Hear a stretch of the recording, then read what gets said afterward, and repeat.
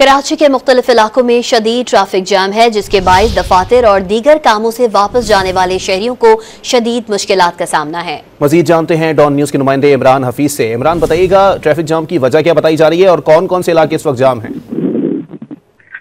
अली देखिए, अगर ये कहें कि पूरा शहर भर की मरकजी शाहराहें वो इस वक्त जो है वो बदतरीन ट्रैफिक जाम का शिकार है और शहरी जो है वो ट्रैफिक जाम की अजियतों को जो है वो झेल रहे हैं। हालांकि ट्रैफिक पुलिस मौजूद होने के बावजूद जल्दी निकलने के चक्करों के अंदर जो है वो रिक्शा, मोटरसाइकिल और दूसरी जो लोडिंग गाड़ियां हैं वो ट्रैफिक को वायलेट कर रही हैं, रॉन्ग साइड आ रही हैं, लेकिन उनको रोकने वाला कोई नहीं। ट्रैफिक पुलिस जो वहां पर मौजूद है उनके सामने जो वायलेशन हो रही है उनको रोकने के बजाय जो है वो अपने चेहरे का रुख तब्दील कर रहे हैं। और इस दौरान जो है वो बदतरीन ट्रैफिक जाम के दौरान शहरियों की आपस के अंदर तल्ख कलामी भी देखने में आई है।